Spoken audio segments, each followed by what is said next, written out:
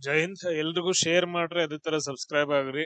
ನಾವು KA board questions ಗಳನ್ನ discussion ಮಾಡಕತ್ತೀವಿ. Question paper ಇಂದಾನೆ ನಾನು ಪ್ರಾಬ್ಲಮ್ಸ್ ಗಳನ್ನ ಸಾಲ್ವ್ ಮಾಡ್ಕೊಂತ ಹೊಂಟೇನಿ. ಕ್ವಶನ್ ನೋಡ್ರಿ, ಇಲ್ಲಿ ಏನ್ ವಯಸ್ಸಿನ ಮೇಲೆ ಕೇಳಿದ, ರಾಮು ಸೋಮುವಿಗಿಂತ 2 ಪಟ್ಟು ದೊಡ್ಡವ ಅಂತಂದಳಿ. ಸೊ ರಾಮುನ ವಯಸ್ಸು ಯಾರಿಗಿಂತ, ಸೋಮುವನಿಗಿಂತ 2 ಪಟ್ಟು ಅಂತಂದ್ ಹೇಳಿದ್ರೆ ಇಂಟು 2 ಮಾಡ್ಬೇಕು. 2 ಪಟ್ಟು ಸೋಮುನಿಗಿಂತ ಎಷ್ಟು ಪಟ್ಟು ದೊಡ್ಡವದಾನ? 2 ಪಟ್ಟು ದೊಡ್ಡವದಾನ. ಈಗ ಅದ ನೋಡ್ರಿ ನೆಕ್ಸ್ಟ್. ಮತ್ತು ಕಿಟ್ಟಿಗಿಂತ 4 ವರ್ಷ ದೊಡ್ಡವನು ರಾಮು ಇದ್ದವ ಏನಂತಂದ ಹೇಳಿದ್ರೆ, ಕಿಟ್ಟಿಗಿಂತ 4 ವರ್ಷ ದೊಡ್ಡವನು. ಯಾರಿಗಿಂತ? ಕಿಟ್ಟಿಗಿಂತ. ಇಲ್ಲಿ ನೋಡ್ರಿ, ಇಲ್ಲಿ 2 ಪಟ್ಟು ಅಂತಂದ ಹೇಳಿದ್ರೆ ಇಂಟು ಮಾಡ್ಬೇಕು. ಅದಾದ ನಂತರ ಇಲ್ಲಿ 4 ವರ್ಷ, ಜಸ್ಟ್ 4 ವರ್ಷ ದೊಡ್ಡವ ಅಂತಂದ ಹೇಳಿದ್ರೆ ಇಲ್ಲಿ ಏನ್ ಮಾಡ್ಬೇಕು? ಪ್ಲಸ್ ಮಾಡ್ಬೇಕು. ಕಿಟ್ಟಿ ಏನದಲ್ಲ, ಅವನಿಗಿಂತ 4 ವರ್ಷ ಅಷ್ಟ ದೊಡ್ಡವ. ಇಲ್ಲೂ ಇಂಟು ಮಾಡ್ಕೊಂಡ್ರೆ ರಾಂಗ್ ಆಗಿಬಿಡ್ತೈತೆ ಆನ್ಸರ್. ಕ್ಲಿಯರ್? ಸೊ ಅದ ಸ್ವಲ್ಪ ಟ್ರಿಕ್ಕಿ ಕೇಳಿರ್ತಾನ ಅಷ್ಟ. ಈಗ ನೋಡ್ರಿ ಏನಾಗುತ್ತ, ಈಗ ಮತ್ತೇನ್ ಕೊಟ್ಟಿದಾನ?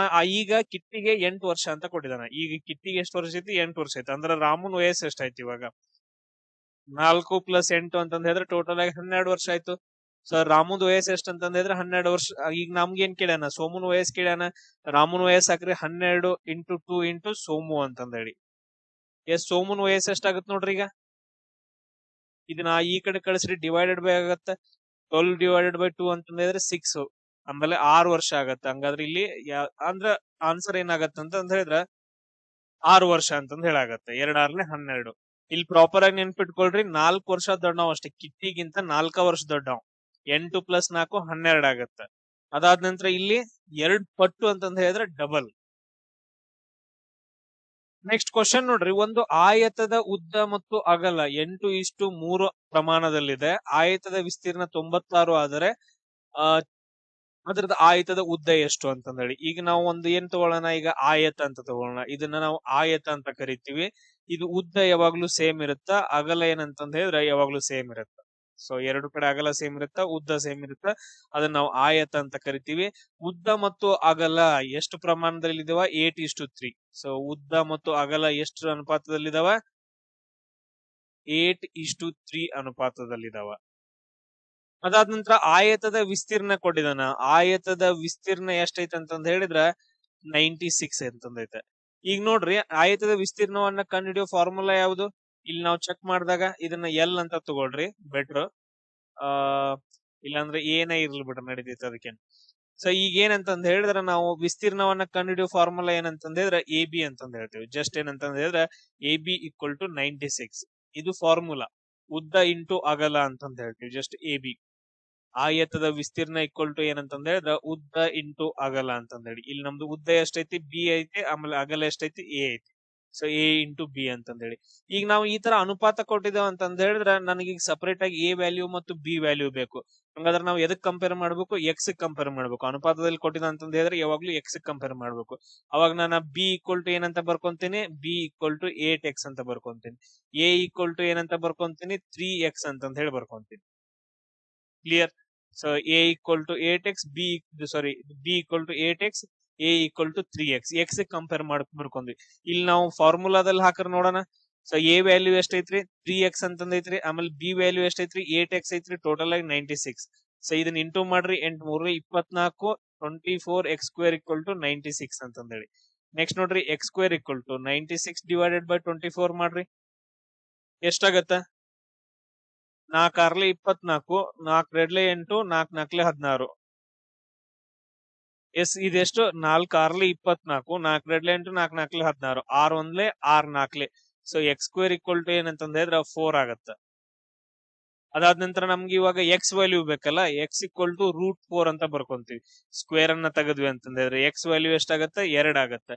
ಈಗ ನಮಗೇನ್ ಕೇಳಿದಾನ? ಉದ್ದವನ್ನ ಕೇಳಿದಾನ. ಯಾವಾಗ್ಲೂ ಉದ್ದ ಏನಂದ್ರೆ ಜಾಸ್ತಿ ಇರುತ್ತೆ. ಸೊ 8x ಅಂತಂದ್ ಹೇಳಿದ್ರೆ 8 × 2 = ಎಷ್ಟಾಗತ್ತ? 16 ಆಗತ್ತ. ನಮ್ದು ಆನ್ಸರ್ ಎಷ್ಟು ಬರುತ್ತೆ ನೋಡ್ರಿ.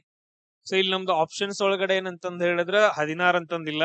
ಇದಕ್ಕೆ ಮೇ ಬಿ ಗ್ರೇಸ್ ಮಾರ್ಕ್ ಸಿಕ್ಕಿರ್ಬೋದು. ಅವಾಗ ಈ ತರ ಏನಂತಂದ್ ಹೇಳಿದ್ರೆ ಕ್ವಶನ್ಸ್ ಗಳನ್ನ ಸಾಲ್ವ್ ಮಾಡ್ಕೋಬೇಕಾಗತ್ತ. ಇಲ್ಲಿ ನೆಕ್ಸ್ಟ್ ನೋಡ್ರಿ, ಇಲ್ಲಿ ಈ ತರ ಏನಂತಂದ್ ಹೇಳಿದ್ರೆ 1 + 2 + 3 + ಈ ತರ +100 ವರೆಗೂ ಕೊಟ್ಟಿದಾನ. ಇದ್ರದ್ದು ಆನ್ಸರ್ ಏನಂತ ಕೇಳಿದಾನ. ಈ ತರ ಸರಣಿಗಳನ್ನ ಕೊಟ್ರು ಅಂತಂದ್ ಹೇಳಿದ್ರೆ ನಮ್ಗೊಂದು ಶಾರ್ಟ್ ಕಟ್ ಫಾರ್ಮುಲಾವನ್ನ ಯೂಸ್ ಮಾಡ್ಕೋಬೇಕು. n + 1 / 2 ಅಂತಂದ್ ಹೇಳಿ. n + 1 / 2. ಇಲ್ಲಿ ಏನಂತಂದ್ ಹೇಳಿದ್ರೆ ಡಿಫರೆನ್ಸ್ ಎಷ್ಟೈತೆ? ಯಾವಾಗ್ಲೂ 1 ಅಂತಂದೈತೆ. ಡಿಫರೆನ್ಸ್ ಯಾವಾಗ್ಲೂ ಕಾನ್ಸ್ಟೆಂಟ್ ಇರಬೇಕು. ಈಗ ಹಿಂಗ ಹೆಂಗಂತಂದ್ರೆ 2, 4, 6, 8, 10 ಈ ತರ ಹಿಂಗ್ ಹೋಗ್ಬೇಕು. ಸೊ ಈ ತರ ಏನಂತಂದ್ರೆ ಡಿಫ್ರೆನ್ಸ್ ಇಲ್ಲಿ ಎಲ್ಲದಕ್ಕೂ ಕಡೆ ಏನಂತಂದ್ರೆ ಎರಡೆರಡು ಐತೆ, ಇಲ್ಲಿ ಏನೈತೆ ಒಂದೊಂದ್ ಅಂತಂದೈತೆ. ಡಿಫ್ರೆನ್ಸ್ ಪ್ರಾಪರ್ ಆಗಿತ್ತು, ಸೇಮ್ ಇತ್ತು ಅಂತಂದ್ರೆ ಅವಾಗ ಈ ಫಾರ್ಮುಲಾವನ್ನ ಯೂಸ್ ಮಾಡ್ಕೋಬೇಕು. N into N plus 1 divided by 2. N ಅಂತಂದ ಹೇಳಿದ್ರೆ ಲಾಸ್ಟ್ ವರ್ಡ್, ಲಾಸ್ಟ್ ಸಂಖ್ಯೆ ಅಂತಂದ ಹೇಳ್ತೀವಿ. ಇಲ್ಲಿ ಎಷ್ಟೈತಿ 100 ಐತೆ. 100 ಪ್ಲಸ್ 1 ಡಿವೈಡೆಡ್ ಬೈ 2 ಅಂತಂದ ಹೇಳಿ. 2 ಒಂದ್ಲೆ 2 50 ನೋಡ್ರಿ. 50 ಇಂಟು ಎಷ್ಟಾಗತ್ತ 101 ಆಗತ್ತ ನೋಡ್ರಿ. 101 ಇಂಟು 50 ಎಷ್ಟಾಗೈತಿ. ಈ ತರ ಇಂಟು ಮಾಡ್ಬೇಕಂತಂದ್ರೆ 0 ಬರ್ದ್ ಬಿಡ್ರಿ, ಆಲ್ರೆಡಿ ಎಲ್ಲಾ 0 ಬಂದ್ಬಿಡತ್ತ. ನೆಕ್ಸ್ಟ್ ನೋಡ್ರಿ 5 ಒಂದ್ಲೆ 5, 5 0 0, 5 ಒಂದ್ಲೆ 5, 5050 ಆಗತ್ತ. ನಮ್ದು ಆನ್ಸರ್ ಏನಂದ್ರೆ ಆಪ್ಷನ್ ಎ ಆಗ್ತೈತಿ. ಕ್ಲಿಯರ್? ಎಸ್, ನೆಕ್ಸ್ಟ್ ಕ್ವಶನ್ ನೋಡ್ರಿ. ಇಲ್ಲೇನಂತಂದ ಹೇಳಿದ್ರೆ 5,000 ರೂಪಾಯಿಗಳಿಗೆ ವಾರ್ಷಿಕ 5% ಬಡ್ಡಿ ದರದಂತೆ 4 ವರ್ಷಕ್ಕೆ ಆಗುವ ಸರಳ ಬಡ್ಡಿ ಎಷ್ಟು ಅಂತಂದ ಹೇಳಿ. ಫಾರ್ಮುಲಾ ಏನೈತಿ? ಸರಳ ಬಡ್ಡಿ equal to SI equal to PTR divided by 100 ಅಂತಂದ ಹೇಳಿ. ಇಲ್ಲಿ ನಾವು ಎಷ್ಟು ಸಾಲವನ್ನ ತಗೊಂಡ್ಬಂದಿದೀವಿ ಅದನ್ನ P ಅಂತಂದ ಹೇಳ್ತೀವಿ, ಅಸಲು ಅಂತಂದ ಹೇಳ್ತೀವಿ. ಬರ್ಕೊಳ್ರಿ ಎಷ್ಟಾಗತ್ತ. SI ಕಂಡಿಡಿ ಅಂತಂದ ಹೇಳಿದಾನ. P ಈಕ್ವಲ್ ಟು 5,000 ಆಯ್ತು. ಅದಾದ ನಂತರ ನೆಕ್ಸ್ಟ್ ಟೈಮ್ ಎಷ್ಟು ಕೊಟ್ಟಿದಾನ ಸರ್? 4 ವರ್ಷ ಕೊಟ್ಟಿದಾನ. Okay, done. ಅದಾದ ನಂತರ ರೇಟ್ ಎಷ್ಟೈತ್ರಿ? 5% ಅಂತಂದೈತೆ. 5 ಡಿವೈಡೆಡ್ ಬೈ 100 ಮಾಡ್ರಿ. ಇದು 0 ಕ್ಯಾನ್ಸಲ್, ಇದು 0, ಇದು 0 ಕ್ಯಾನ್ಸಲ್, ಇದು 0. ಇನ್ನೇನ್ ಉಳಿತ್ ನೋಡ್ರಿ? 50 ಇಂಟು 4 ಅಂತಂದ್ ಹೇಳಿದ್ರ 200 ಆಯ್ತು. 200 ಇಂಟು 5 ಅಂತಂದ ಹೇಳಿದ್ರ 1000 ಆಯ್ತು. ಟೋಟಲ್ ಆಗಿ ಏನಂತಂದ ಹೇಳಿದ್ರ 1,000 ರೂಪಾಯಿ ಬಡ್ಡಿ ಆಗತ್ತ. ಸೊ ಸರಳ ಬಡ್ಡಿ ಎಷ್ಟಾಗತ್ತ? 1,000. ಟೋಟಲ್ ಮೊತ್ತ ಅಂತ ಕೇಳ್ದ ಅಂತಂದ ಹೇಳಿದ್ರ, ಮೊತ್ತ ಅಂತ ಕೇಳಿದಂದ್ರ ನಾವು ಅಸಲು ಎಷ್ಟು ತಗೊಂಡ್ಬಂದಿದೀವಿ ಅದು, ಅದಾದ ನಂತರ ಸರಳ ಬಡ್ಡಿ. ಅವಾಗ ಎಷ್ಟಾಗತ್ ನೋಡ್ರಿ? ಅಸಲು ಎಷ್ಟೈತೆ? 5,000 ಐತೆ. ಅಂದ್ರೆ ಮೊತ್ತ ಅಂದ್ರೆ ನಾವು ರಿಟರ್ನ್ ಕೊಡೋದು. ನಾವ್ ಎಷ್ಟು ತಗೊಂಡ್ಬಂದಿರ್ತೀವಿ ಅಷ್ಟು ಸಾಲಾನು ಕೊಡ್ಬೇಕು, ಅದ್ರ ಜೊತೆ ಬಡ್ಡಿನೂ ಕೊಡ್ಬೇಕಲ್ಲ, ಅದು ಟೋಟಲ್ ಮೊತ್ತ ಅಂತಂದ್ ಹೇಳ್ತೀವಿ. ಆಮೇಲೆ SI ಎಷ್ಟೈತಿ? 1000 ಆಗೈತೆ. ಅಂದ್ರೆ ಟೋಟಲ್ ಆಗಿ 6,000 ರೂಪಾಯಿ ಕೊಡ್ಬೇಕಂತಂದೇಳಿ. ಇದನ್ನ ನಾನು ಎಕ್ಸ್ಟ್ರಾ ಹೇಳ್ಕೊಟ್ಟೆ. ಸೊ ನಮ್ದು ಆನ್ಸರ್ ಇಲ್ಲಿ 1000 ಆಗತ್ತೆ. ಅದಾದ ನಂತರ ನೆಕ್ಸ್ಟ್ ನೋಡ್ರಿ. ಒಬ್ಬ ವ್ಯಕ್ತಿಯು ಒಂದು ವಸ್ತುವನ್ನ 800 ರೂಗಳಿಗೆ ಕೊಂಡು ಅದೇ ವಸ್ತುವನ್ನ 20% ಲಾಭಕ್ಕೆ ಮಾರಿದ್ರ ಹಂಗಾದ್ರ ಒಂದು ಮಾರಿದ ಬೆಲೆ ಎಷ್ಟು? ನನ್ ಲಾಸ್ಟ್ ಕ್ಲಾಸ್ ಅಲ್ಲಿ ಹೇಳಿದೆ ಈ ತರ ಕ್ವಶನ್ಸ್ ಗಳು ಬಂದು ಅಂತಂದ ಹೇಳಿದ್ರ, ಒಬ್ಬ ವ್ಯಕ್ತಿಯು ಒಂದು ವಸ್ತುವನ್ನ 800 ರೂಪಾಯಿಗೆ ತಗೊಂತಾನ. ಅಂದ್ರೆ ಕಾಸ್ಟ್ ಬೆಲೆ ಎಷ್ಟೈತಿ ಇಲ್ಲಿ? 800. ತಗೊಂಡಿರೋ ಬೆಲೆ ಎಷ್ಟಾಯ್ತು ಅಂತಂದ ಹೇಳಿದ್ರೆ 800 ಆಯ್ತು. ಕೊಂಡ ಬೆಲೆ ಅಂತ ತಗೊಳ್ರಿ, ಕೊಂಡ ಬೆಲೆ. ಅದಾದ ನಂತರ ನೆಕ್ಸ್ಟ್ ಇಲ್ಲೇನ್ ಕೇಳಿದಾನ? ಮಾರಿದ ಬೆಲೆ ಕೇಳಿದಾನ. ನಾವೇನ್ ಕಂಡಿಡಿಬೇಕು? ಮಾರಿದ ಬೆಲೆಯನ್ನ ಕಂಡಿಡಿಬೇಕು. ಇಲ್ಲಿ ಶೇಕಡ ಎಷ್ಟು ಲಾಭ ಕೊಟ್ಟಿದಾನ? 20 ಲಾಭ ಕೊಟ್ಟಿದಾನ, ಶೇಕಡ 20. ಈಗ ನಾವೇನ್ ಮಾಡ್ಕೋಬೇಕಂತಂದ ಹೇಳಿದ್ರೆ ಫಾರ್ಮುಲಾ ಏನು? ಪರ್ಸೆಂಟೇಜ್ ಈಕ್ವಲ್ ಟು ನಾವು ಸಿಂಪಲ್ ಆಗಿ ಬರಿಬೇಕು, ಮಾರಿದ ಬೆಲೆ ಡಿವೈಡೆಡ್ ಬೈ ಕೊಂಡ ಬೆಲೆ ಅಂತಂದೇಳಿ. ಮಾರಿದ ಬೆಲೆ ಡಿವೈಡೆಡ್ ಬೈ ಕೊಂಡ ಬೆಲೆ ಅಂತಂದೇಳಿ ಇದು ನಮ್ದು ಸಿಂಪಲ್ ಆಗಿರೋ ಒಂದು ಫಾರ್ಮುಲಾ ಎಲ್ಲದಕ್ಕೂ.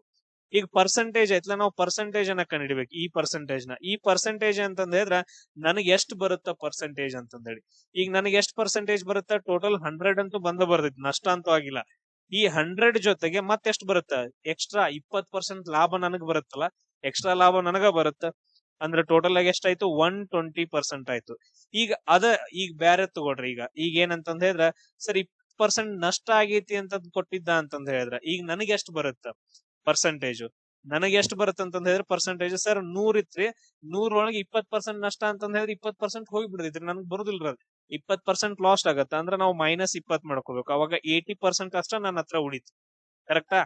ಹಂಗ ಸೇಮ್ ನಷ್ಟ ಲಾಭ ಬಂದಾಗ ಈಗ ನನ್ನ ಹತ್ರ ಎಷ್ಟು ಉಳಿಯುತ್ತೆ? 120%. ನನ್ನ ಹತ್ರ ಆಲ್ರೆಡಿ 100 ಐತಿ, ಆಮೇಲೆ 20% ಎಕ್ಸ್ಟ್ರಾ ಬರೈತೆ ಅಂದ್ರೆ 120%. ಇದನ್ನ ಬರ್ಕೊಡ್ರಿ. ಪರ್ಸೆಂಟೇಜ್ ನ ಹೆಂಗ್ ಬರ್ಕೊಂತೀವಿ? 120 ಡಿವೈಡೆಡ್ ಬೈ 100 ಅಂತಂದ್ ಬರ್ಕೊಂಡ. 120% ನ 120 ಡಿವೈಡೆಡ್ ಬೈ 100. ಮಾರಿದ ಬೆಲೆ ಎಷ್ಟೈತಿ ಕೇಳಿದಾನ ಸರ್? ಗೊತ್ತಿಲ್ರಿ. ಅದಾದ ನಂತರ ಕೊಂಡ ಬೆಲೆ ಎಷ್ಟೈತ್ರಿ? 800 ಐತ್ರಿ. ನೋಡ್ರಿ, ಇವಾಗ ಮಾರಿದ ಬೆಲೆಯನ್ನ ಕಂಡಿಡಿರಿ. 800 ಏನಂದ್ರ ಮೇಲ್ಗಡೆ ಹೋಗುತ್ತ. 120 ಇಂಟು 800 ಡಿವೈಡೆಡ್ ಬೈ 100 ಅಂತಂದೇಳಿ. 0 0 ಕ್ಯಾನ್ಸಲ್, 0 0 ಕ್ಯಾನ್ಸಲ್. ನೋಡ್ರಿ 120 ಇಂಟು 8 ಅಂತಂದ ಹೇಳಿದ್ರ 8 0 0, 8 2 16, 8 1 8, 9. ಸೊ ಎಷ್ಟು ಬರುತ್ತೆ ನಮ್ದು ಆನ್ಸರ್? 960 ರೂಪಾಯಿ ಬರುತ್ತೆ. ಸೊ ಈ ರೀತಿಯಾಗಿ ಸಿಂಪಲ್ ಆಗಿ ಕಂಡುಹಿಡಿದ್ರಿ. ಇದನ್ನ ಪ್ರಾಕ್ಟೀಸ್ ಮಾಡಿ. ಇಲ್ಲಿ ಕ್ವಶನ್ ನೋಡ್ರಿ. ನೆಕ್ಸ್ಟ್ ರಿಲೇಷನ್ ಬಗ್ಗೆ ಕೇಳಿದಾನೆ. ಇಲ್ಲಿ ನಾವು ಫ್ಯಾಮಿಲಿ ಟ್ರೀ ಹಾಕೋಬೇಕು. ಸೊ ನಮ್ದು ಏಜ್ ದವ್ರೆಲ್ಲ ನಾವು ಒಂದ್ ಕಡೆ ಬರ್ಕೋಬೇಕು, ನಮ್ಗಿಂತ ಚಿಕ್ಕವ್ರನ್ನ ನಮ್ ಕೆಳಗಡೆ ಬರ್ಕೋಬೇಕು. ಅದಾದ ನಂತರ ನೆಕ್ಸ್ಟ್ ದೊಡ್ಡವ್ರನ್ನ ಮೇಲ್ಗಡೆ ಬರ್ಕೊಂತ ಹೋಗ್ಬೇಕು. ಆತರ ಇಲ್ಲಿ ನೋಡ್ರಿ, ಎ ಯು ಬಿ ನ ಸಹೋದರ. ಎ ಇದ್ದವ ಏನಂತಂದ ಹೇಳಿದ್ರ ಬಿ ನ ಸಹೋದರ ಅಂತಂದ ಹೇಳಿದ್ರ ಇವ್ರಿಬ್ರು ಒಂದೇ ಎರಾದಾಗ ಅದಾರ. ಎರ ಅಂತ ಅನ್ಕೊಳ್ಳೋಣ, ಒಂದೇ ಜನರೇಷನ್ ಅನ್ಕೊಳ್ಳೋಣ, ಒಂದೇ ಜನರೇಷನ್. ಎ ಯು ಬಿ ನ ಸಹೋದರ ಅಂತಂದ ಹೇಳಿದ್ರ ಇವ್ರೇನಾದ್ರು ಸಹೋದರ ಆದ್ರು, ಇಷ್ಟ ನೆನ್ಪಿಡ್ಕೊಡ್ರಿ. Okay, done. ಅದಾದ ನಂತರ ಸಿ ಯು ಎನ ತಾಯಿ. ಸಿ ಇದ್ದಕ್ಕೆ ಏನಂತಂದ ಹೇಳಿದ್ರೆ ಎನ ತಾಯಿ ಅಂತಂದ ಹೇಳಿದ್ರ ಇಲ್ಲಿ ಮೇಲ್ಗಡೆ ಬರುತ್ತ, ಅವರು ನಮ್ಗಿಂತ ಓಲ್ಡ್ ಜನರೇಷನ್. ಸೊ ಸಿ ಇದ್ದವಳು ಏನಂತಂದ ಹೇಳಿದ್ರೆ ಎನ ತಾಯಿ ಮೇಲ್ಗಡೆ ಬರ್ಬೇಕು, ಓಲ್ಡ್ ಜನರೇಷನ್. ಅದಾದ ನಂತರ ಡಿ ಯು ಸಿ ನ ತಂದೆ, ಅಂದ್ರೆ ಸಿ ನ ತಂದೆ ಅಂತಂದ ಹೇಳಿದ್ರೆ ಡಿ ಇನ್ನು ಓಲ್ಡೆಸ್ಟ್ ಜನರೇಷನ್, ಅದು ಅದ್ರ ಮೇಲ್ಗಡೆ ಬರ್ಕೋಬೇಕು. ಡಿ ಇದ್ದ ತಂದೆ ಯಾರ್ದು? ಸಿ ನ ತಂದೆ ಅಂತಂದ ಹೇಳಿ. ನೆಕ್ಸ್ಟ್ ಇ ಯು ಬಿ ನ ಮಗ. ಇ ಇದ್ದವಂತ ಬಿ ಮಗ ಅಂತಂದ ಹೇಳಿದ್ರ ನಮ್ಗಿಂತ ನೆಕ್ಸ್ಟ್ ಜನರೇಷನ್. ಬಿ ನ ಮಗ ಅಂತಂದ ಹೇಳಿದ್ರ ಬಿ ಅಂತಂದ ಹೇಳಿ, ಸಾರಿ, ಇ ಯು ಬಿ ನ ಮಗ, ಇ ಅಂತಂದ ಹೇಳಿ ಬರ್ಕೋಬೇಕು, ಇವ್ ಮಗ ಆದ. ಹಾಗಾದರೆ ಈ ನ ಮಗುವಿಗೆ, ಈಗಲ್ಲ, ಇವನಿಗೆ ಕೇಳಿಲ್ಲ, ಇವನ್ ಮಗುಗ, ಈನ ಮಗುವಿಗೆ ಅಂತ ಕೇಳಿದಾರ. ನೆನ್ಪಿಟ್ಕೊಡ್ರಿ, ಈನ ಮಗುವಿಗೆ ಎ ಏನಾಗ್ತಾರ, ಈನ ಮಗುವಿಗೆ ಎ ಏನಾಗ್ತಾರ ಅಂತಂದೇಳಿ. ಇಲ್ಲಿ ನೋಡ್ರಿ, ಇವ್ರಿಬ್ರು ಅಣ್ಣ ತಮ್ಮ ಆದ್ರೆ ಇವನ್ ಮಗನ್ ಮಗ ಮೊಮ್ಮಗ ಅದಲ್ಲ, ಅಂದ್ರೆ ಎ ಇದ್ನಾವ್ ಮಗುಗೆ ಏನಾಗ್ತಾನ? ತಾತ ಆಗ್ತಾನ ಈಸಿಯಾಗಿ. ಸೊ ಈ ರೀತಿಯಾಗಿ ಫ್ಯಾಮಿಲಿ ಟ್ರೀ ಅನ್ನ ಬರ್ಕೊಂಡ್ ನೀವೆಲ್ಲಾದ್ರೂ ಮಾಡಿದ್ರಿ ಅಂತಂದ್ರೆ ಈಸಿ ಆಗತ್ತೆ. ಈಗೇನ್ ಇಲ್ಲಿ ಕೊಟ್ಟಿರ್ತಾನಲ್ಲ ಫಸ್ಟ್ ಗೆ, ಅದನ್ನ ನಮ್ ಜನರೇಷನ್ ಏನ್ ಕೊಟ್ಟಿರ್ತಾನಲ್ಲ ಅದನ್ನ ನಮಗ್ ಬರ್ಕೋಬೇಕು, ಆಮೇಲೆ ಕಂಪ್ಯಾರಿಸನ್ ಮಾಡ್ಕೊಂತ ಹೋಗ್ಬೇಕು, ಈಸಿಯಾಗಿ ಆನ್ಸರ್ ಬರುತ್ತೆ. ಎಸ್, ನೆಕ್ಸ್ಟ್ ಕ್ವಶನ್ ನೋಡ್ರಿ, ಸರ್ನಿ ಮೇಲೆ ಕೊಟ್ಟಿದಾನ 1432 ಅಂತ ಬರ್ಕೊಂಡಿದಾನ. 1432 ಅನ್ನ 2543 ಅಂತ ಬರ್ಕೊಂಡಿದಾನ. 2543 ಆಮೇಲೆ ಏನ್ ಬರ್ಕೊಂಡಿದಾನ? 3654 ಅಂತ ಬರ್ಕೊಂಡಿದಾನ. ಆಮೇಲೆ ನೆಕ್ಸ್ಟ್ ನೋಡ್ರಿ 4765 ಅಂತಂದೇಳಿ. ನೆಕ್ಸ್ಟ್ ಸಂಖ್ಯೆ ಏನು ಅಂತಂದೇಳಿ. ಹಂಗಾದ್ರೆ 1432ಗೆ 2543 ಬರ್ಬೇಕಂತಂದ ಹೇಳಿದ್ರೆ ಎಷ್ಟು ಇದು ಮಾಡಿದಾನ ನೋಡ್ರಿ, ಸಿಂಪಲ್ ಆಗಿ 2543 ಮೈನಸ್ 1432 ಮೈನಸ್ ಮಾಡ್ಕೊಡ್ರಿ. 3ರಾಗ 2 ಹೋದ್ರ ಒಂದ, 4ರಾಗ 3 ಹೋದ್ರ ಒಂದ, 5ರಾಗ 4 ಹೋದ್ರ ಒಂದ, 2ರಾಗ 1 ಹೋದ್ರ ಒಂದ, ಅಂದ್ರೆ 111 ಪ್ಲಸ್ ಮಾಡಿದಾನ. 111 ಪ್ಲಸ್ ಮಾಡಿದಾಗ, ಸಾರಿ 411 ಅಂದ್ರೆ ಅವಾಗ ಏನ್ ಬಂದೈತೆ ಅಂದ್ರೆ ನೆಕ್ಸ್ಟ್ ಸಂಖ್ಯೆ ಬಂದೈತೆ. ಅದಾದ ನಂತರ ಈ ನೆಕ್ಸ್ಟ್ ಸಂಖ್ಯೆಗೂ ನೋಡ್ರಿ 2543 111 ಕೂಡ್ಸ್ರಿ. 3 ಒಂದ್ಲೆ 4, 4 ಒಂದ್ಲೆ 5, 5 ಒಂದ್ಲೆ 6, 3 ಒಂದ್ಲೆ 3, 3654 ಕರೆಕ್ಟ್ ಐತೆ. ಹಂಗಾದ್ರೆ ನೆಕ್ಸ್ಟ್ ಚೆಕ್ ಮಾಡೋದ ಬೇಡ, ನಮ್ಗೆ ನೆಕ್ಸ್ಟ್ ಸಂಖ್ಯೆ ಬೇಕು. 4765ಗೆ 1111 ನಾವು ಕೂಡಿಸ್ಬೇಕು. 5 ಒಂದ್ಲೆ 6, ಅದಾದ ನಂತರ ನೆಕ್ಸ್ಟ್ 6 1 7, 7 1 8, 4 1 5, 5876 ನಮ್ದು ಆನ್ಸರ್ ಬರ್ಬೇಕಾಗತ್ತೆ. Point clear? ಯಾಕಂತಂದ ಹೇಳಿದ್ರೆ ಇಲ್ಲಿ ನಾರ್ಮಲ್ ಆಗಿ ಏನಂತಂದ ಹೇಳಿದ್ರೆ 1000 ಜಾಸ್ತಿ ಹಾಕೋತ್ ಹೋಗೈತೆ, ನಾವು ಚೆಕ್ ಮಾಡಿದ್ವಿ ಅಂತಂದ ಹೇಳಿದ್ರೆ. ಸೊ ಪ್ಲಸ್ ಬಾಗತ್ತ, ಆರಾಮಾಗಿ ಪ್ಲಸ್ ಮಾಡ್ಕೊಬೇಕು. ಎಸ್, ನೆಕ್ಸ್ಟ್ ನೋಡ್ರಿ, ದಿಕ್ಕುಗಳ ಮೇಲೆ ಐತೆ. ನಾವು ಈಸಿಯಾಗಿ ಏನಂತಂದ ಹೇಳಿದ್ರೆ ಮೊದಲು ದಿಕ್ಕುಗಳನ್ನ ಬರ್ಕೊಳ್ಳೋಣ. ಈ ರೀತಿಯಾಗಿ ನಾವು ಇವಾಗ ಕೂತ್ಕೊಂಡಿದೀವಲ್ಲ, ನಾವು ಕೂತ್ಕೊಂಡಿರೋ ನಮ್ ತಲೆ ಕಡೆ ಅಂತ ಅನ್ಕೊಡ್ರಿ. ಇದನ್ನ ನಮ್ ತಲೆ ಕಡೆ ಐತೆ ಅಂತಂದ ಹೇಳಿದ್ರೆ ಇದು ಉತ್ತರ, ನಮ್ ಕಾಲ್ ಕೆಳಗಡೆ ಐತಲ್ಲ ಇದ ಕಡೆ ದಕ್ಷಿಣ, ಆಮೇಲೆ ನಮ್ ಬಲಗಡೆ ಸೈಡ್ ಬಲಗೈ ಐತಲ್ಲ ಬಲಗಡೆ ಸೈಡ್ ಏನಂತಂದ್ರೆ ಇದು ಪೂರ್ವ, ಎಡಗಡೆ ಸೈಡ್ ಇರೋದೇನಂತಂದ್ರೆ ಪಶ್ಚಿಮ ಅಂತಂದ ಹೇಳಿ ಈ ತರ ಬರ್ಕೊಬೇಕು. ಅದಾದ ನಂತರ ನೆಕ್ಸ್ಟ್ ಇದು ವಾಯುವ್ಯ ಆಗತ್ತ. ಅದಾದ ನಂತರ ಈ ಕಡೆ ಈಶಾನ್ಯ ಭಾರತ ದೇಶಗಳು ಬರ್ತಾವಲ್ಲ ಅದು, ಆಮೇಲೆ ನೆಕ್ಸ್ಟ್ ಆಗ್ನೇಯ, ಆಮೇಲೆ ನೆಕ್ಸ್ಟ್ ಈ ಕಡೆಯಿಂದ ನೈಋತ್ಯ ಮಾನ್ಸೂನ್ ಮಾರುತಗಳು ಬರ್ತಾವಲ್ಲ ನೈಋತ್ಯ ಮಾನ್ಸೂನ್ ಮಾರುತಗಳು. ಈ ಎರಡೂನು ನೆನ್ಪಿಟ್ಕೊಳ್ರಿ, ಉಳಿದದ್ದು ಈಸಿಯಾಗಿ ಬರುತ್ತೆ. ವಾಯುವ್ಯದಲ್ಲಿ ಗಾಂಧಾರ ಅಂತಂದ ಹೇಳಿದ್ರೆ ಅಫ್ಘಾನಿಸ್ತಾನ ಪಾಕಿಸ್ತಾನ ಐತೆ ಅಂತಂದ ಹೇಳಿ, ಈ ತರ ನಿಮಗೆ ದಿಕ್ಕುಗಳು ಗೊತ್ತಾಗ್ಲಿಲ್ಲ ಅಂತಂದ ಹೇಳಿದ್ರೆ. ಅದಾದ ನಂತರ ನೆಕ್ಸ್ಟ್ ಈಗ ನಾವು ಡಿಸ್ಕಷನ್ ಮಾಡೋಣ. ಒಬ್ಬ ವ್ಯಕ್ತಿ ಉತ್ತರಕ್ಕೆ ಮುಖ ಮಾಡಿ ನಿಂತ್ಕೊಂಡಿದಾನ. ಈಗ ಹಿಂಗ ಒಬ್ಬ ವ್ಯಕ್ತಿ ಅದಾನ, ಅವನೇನಂತಂದ್ರೆ ಉತ್ತರಕ್ಕೆ ಈ ರೀತಿ ಮುಖ ಮಾಡ್ಕೊಂಡು ನಿಂತ್ಕೊಂಡಿದಾನ. ಕ್ಲಿಯರ್? ಅದಾದ ನಂತರ ಅವನು ಗಡಿಯಾರದ ದಿಕ್ಕಿನತ್ತ, ಈಗ ನೋಡ್ರಿ ಗಡಿಯಾರ ಐತಂತಂದ ಹೇಳಿದ್ರೆ ಗಡಿಯಾರ ಯಾವ ದಿಕ್ಕಿಗೆ ತಿರುಗುತ್ತೆ? ಈ ದಿಕ್ಕಿಗಲ್ಲ. ಅವನು ಏನ್ ಮಾಡ್ಬೇಕಂದ್ರೆ ಇದೇ ದಿಕ್ಕಿಗೆ ತಿರುಗ್ಬೇಕು ಇವಾಗ. ಸೊ ಗಡಿಯಾರದ ದಿಕ್ಕಿಗೆ 90 ಡಿಗ್ರಿ ತಿರುಗುತ್ತಾನ ಅಂತಂದ ಹೇಳಿ. 90 ಡಿಗ್ರಿ ಅಂತಂದ ಹೇಳಿದ್ರೆ ಇಲ್ಲಿ 90 ಡಿಗ್ರಿ ಬರ್ಬೇಕು. ಸೊ ಎಷ್ಟೈತಿದ ಅವನು ಇವಾಗ ಎಲ್ಲಿ ಬಂದ್ ನಿಂತ್ಕೊಂಡ? ಈ ಕಡೆ ಸೈಡ್ ಬಂದ್ ನಿಂತ್ಕೊಂಡ. ಕರೆಕ್ಟ್? ಈ ಕಡೆ ಮುಖ ಮಾಡಿ ಬಂದ್ ನಿಂತ್ಕೊಂಡಿದ್ದಾನೆ ಇವಾಗ. ಅದಾದ ನಂತರ ನೆಕ್ಸ್ಟ್ ಮತ್ತೆ ಅದೇ ರೀತಿ 45 ಡಿಗ್ರಿ ತಿರುಗುತ್ತಾನೆ ಅಂತಂದೇಳಿ. 45 ಡಿಗ್ರಿ ಅಂತಂದ ಹೇಳಿದ್ರೆ ನಮ್ಗೆ ಹೆಂಗ್ರಿ ಸರ್? ಇದ್ ನೋಡ್ರಿ, ಇದು 90 ಡಿಗ್ರಿ ಆಗತ್ರಿ ಟೋಟಲ್. 45 ಡಿಗ್ರಿ ಅಂತಂದ ಹೇಳಿದ್ರೆ ಅದ್ರ ಹಾಫ್ ಅಲ್ರಿ, ಇಲ್ಲಿಗೆ ಬರ್ಬೇಕ್ರಿ ನಾವು. ಇಲ್ಲಿಗೆ ಬಂದ್ ನಿಂತ್ಕೊಂತಾರ. ನೆಕ್ಸ್ಟ್ ಏನಂತಂದ ಹೇಳಿದ್ರೆ ಇಲ್ಲಿಗೆ ಬಂದ್ ನಿಂತ್ಕೊಂಡ್ರಿ ಈಗ. ಅದಾದ ನಂತರ ನೆಕ್ಸ್ಟ್ ನೋಡ್ರಿ ಮತ್ತೆ 90 ಡಿಗ್ರಿ ತಿರುಗ್ತಾನ ರೀ. ಮತ್ತೆ ಏನಂತಂದ ಹೇಳಿದ್ರೆ 90 ಡಿಗ್ರಿ ಅಂತಂದ ಹೇಳಿದ್ರೆ ಈ ತರ 90 ಡಿಗ್ರಿ ಬರ್ಬೇಕಿದೆ. ಈ ತರ ಏನಂತಂದ ಹೇಳಿದ್ರೆ 90 ಡಿಗ್ರಿ ಬರ್ಬೇಕು. ಈಗ ಎಲ್ಲಿಗೆ ಬಂದ ಸರ್? ಇಲ್ಲಿಗೆ ಬಂದ್ ನೋಡ್ರಿ. ಈಗ ಏನಂತಂದ ಹೇಳಿದ್ರೆ ಇಲ್ಲಿಗೆ ಬಂದ್ರಿ. ಅದಾದ ನಂತರ ನೆಕ್ಸ್ಟ್ ನೋಡ್ರಿ ಮತ್ತೊಮ್ಮೆ 45 ಡಿಗ್ರಿ ತಿರುಗ್ತಾನ್ರಿ. ಈಗ ಟೋಟಲ್ ಆಗಿ ಇಲ್ಲಿಗಿದೆ ಅಂತಂದ ಹೇಳಿದ್ರೆ ಇದು ನಮ್ದು 90 ಡಿಗ್ರಿ ಆಗತ್ರಿ. ಇದ್ರ ಅರ್ಧ ಅಂತಂದ ಹೇಳಿದ್ರೆ ಇದು 45 ಡಿಗ್ರಿ. ಅಂದ್ರೆ ಎಲ್ಲಿಗೆ ಬಂದ್ ನಿಂತ್ಕೊಂತಾನ್ರಿ? ಲಾಸ್ಟ್ ಗೆ ಇಲ್ಲಿಗೆ ಬಂದ್ ನಿಂತ್ಕೊಂತಾನ್ರಿ. ಇಲ್ಲಿ ಈ ತರ ಏನಂತ ಮಾರ್ಕ್ ಮಾಡ್ತಾನೆ, ಇಲ್ಲಿಗೆ ಬಂದ್ ನಿಂತ್ಕೊಂಡ. ಹಂಗಾದ್ರ ಅಂತಿಮವಾಗಿ ಯಾವ ದಿಕ್ಕಿಗೆ ಅದನ್ನ ನೋಡ್ರಿ, ಇದು ಯಾವ ದಿಕ್ಕಿ ಕಡೆ? ಈಗ ನಾವು ಚೆಕ್ ಮಾಡಿದಂತಂದ ಹೇಳಿದ್ರೆ ಇಲ್ಲಿ ನೋಡ್ರಿ ಪಶ್ಚಿಮ ದಿಕ್ಕು. ಅಂದ್ರೆ ನಾವು ಯಾವ ದಿಕ್ಕಿಗೆ ಇರ್ತಾನ ಅವನು ಪಶ್ಚಿಮ ದಿಕ್ಕಿಗೆ ಮುಖ ಮಾಡ್ಕೊಂಡು ನಿಂತ್ಕೊಂಡಿದಾನ ಅಂತ ಹೇಳಿ. ಈ ರೀತಿಯಾಗಿ ಕ್ವಶನ್ಸ್ ಗಳನ್ನ ಸಾಲ್ವ್ ಮಾಡ್ರಿ. ಸಿಲ್ ಕ್ವಶನ್ ನೋಡ್ರಿ, ಟೋಟಲ್ ಆಗಿ ಎಷ್ಟು ತ್ರಿಭುಜಗಳಿದಾವ ಅಂತ ಕ್ವಶನ್ ಕೇಳಿದಾರೆ. ಈಗ ಸಿಂಪಲ್ ಆಗಿ ಈ ತರ ಕ್ವಶನ್ಸ್ ಗಳು ಬಂದಾಗ ಯಾವ ರೀತಿಯಾಗಿ ಮಾಡ್ಬೇಕು ನೋಡ್ರಿ, ಈ ರೀತಿಯಾಗಿರೋ ಒಂದು ಚೌಕನ್ನ ಗಮನಿಸ್ರಿ. ಇದ್ರೊಳಗಡೆ ಏನಂತಂದ್ ಹೇಳಿದ್ರೆ ಎರಡ್ ಡೈಗೋನಲ್ ಇದಾವ. ಯಾವ್ದಾದ್ರು ಒಂದು ಭಾಗವನ್ನ ಗಮನಿಸಿದಾಗ ಈ ರೀತಿಯಾಗಿ ಎರಡ್ ಡೈಗೋನಲ್ ಇದಾವ. ಇವು ಡೈಗೋನಲ್ ಅಂತಂದ್ ಹೇಳ್ತೀವಿ. ಒಂದು ಚೌಕದೊಳಗಡೆ ಎರಡ್ ಡೈಗೋನಲ್ ಇದಾವ. ಹಂಗಾದ್ರೆ ಇಲ್ಲಿ ಎಷ್ಟು ತ್ರಿಭುಜಗಳು ಉಂಟಾಗ್ತಾವ ಅಂತಂದ್ ಹೇಳಿದ್ರೆ 4 into 2 ಅಂತಂದ್ ಹೇಳ್ತೀವಿ. ಸೊ ಟೋಟಲ್ ಆಗಿ ಎಷ್ಟ್ ಅಂತಂದ್ ಹೇಳಿದ್ರೆ 4 into 2. ಸೊ ಟೋಟಲ್ ಆಗಿ ಎಷ್ಟಾಗತ್ತ ಅಂತಂದ್ ಹೇಳಿದ್ರೆ 8 ತ್ರಿಭುಜಗಳು ಉಂಟಾಗ್ತಾವ. ನೆನ್ಪಿಟ್ಕೊಳ್ರಿ ಇದನ್ನ, 8 ತ್ರಿಭುಜಗಳು. ಇದು ಡೈಗೋನಲ್ ಸಂಖ್ಯೆ. ಸೊ ಈ ಟೋಟಲ್ ಆಗಿ ಎರಡ್ ಡೈಗೋನಲ್ ಅಂತಂದ್ ಹೇಳಿದ್ರೆ ಎರಡೇ ಇರ್ತಾವ ಯಾವಾಗ್ಲೂ ಚೌಕಕ್ಕೆ. ಸೊ ಟೋಟಲ್ ಆಗಿ 8 ತ್ರಿಭುಜಗಳು. ಇಂಥವ್ ಎಷ್ಟು ಇದಾವ ಬಾಕ್ಸ್ ಗಳು? ಟೋಟಲ್ ಆಗಿ ಅಂತಂದ್ರೆ 4 ಬಾಕ್ಸ್ ಗಳಿದಾವ. ಟೋಟಲ್ ಆಗಿ ಎಷ್ಟಾಯ್ತು? 4 ಇಂಟು ಒಂದು ಬಾಕ್ಸ್ 8 ತ್ರಿಭುಜಗಳು ಅಂತಂದ್ರೆ ಅದ್ರ ಟೋಟಲ್ ಆಗಿ 32 ತ್ರಿಭುಜಗಳು ಉಂಟಾದವು. ಸೊ ಇದು ಮೇನ್ ಬೇಸಿಕ್ ಇದು. ಸೊ ಈ ತರ ಒಂದು ತ್ರಿಭುಜ ಕೊಟ್ಬಿಟ್ಟು ಈ ತರ ಹಿಂಗ್ ಡೈಗೋನಲ್ ಕೊಟ್ಟ ಅಂತಂದ್ ಹೇಳಿದ್ರ, ಸೊ ಅದ್ರೊಳಗಡೆ ಎಷ್ಟು ತ್ರಿಭುಜಗಳು ಉಂಟಾಗ್ತಾವ? 4 into 2 ಅಂತಂದ್ ಹೇಳಿದ್ರ 8 ತ್ರಿಭುಜಗಳು ಉಂಟಾಗ್ತಾವ. ಈಗ ಫಾರ್ ಎಕ್ಸಾಂಪಲ್ ಈ ತರ ಕೊಟ್ಬಿಟ್ಟು ಒಂದೇ ಒಂದು ಕೊಟ್ಟ ಅಂತಂದ್ ಹೇಳಿದ್ರ ಇದ್ರಲ್ಲಿ ಎಷ್ಟು ಉಂಟಾಗ್ತಾವ? ಸೊ ಇಲ್ಲಿ ಎಷ್ಟಾಗತ್ತ ಅಂತಂದ್ ಹೇಳಿದ್ರೆ ಜಸ್ಟ್ 2 ತ್ರಿಭುಜಗಳು ಉಂಟಾಗ್ತಾವ. ಇದನ್ನ ನೆನ್ಪಿಟ್ಕೊಳ್ರಿ. ಸೊ ಈ ತರ ಎರಡ್ ಡೈಗೋನಲ್ ಇತ್ತು ಅಂತಂದ್ ಹೇಳಿದ್ರೆ 8. ಸೊ ಒಂದು ಡೈಗೋನಲ್ ಇತ್ತು ಅಂತಂದ್ರೆ 2. ಇಂಥವ್ ಎಷ್ಟಿದಾವ? ಟೋಟಲ್ 4 ತ್ರಿಭುಜಗಳಿದಾವ. 32 ಆಯ್ತು.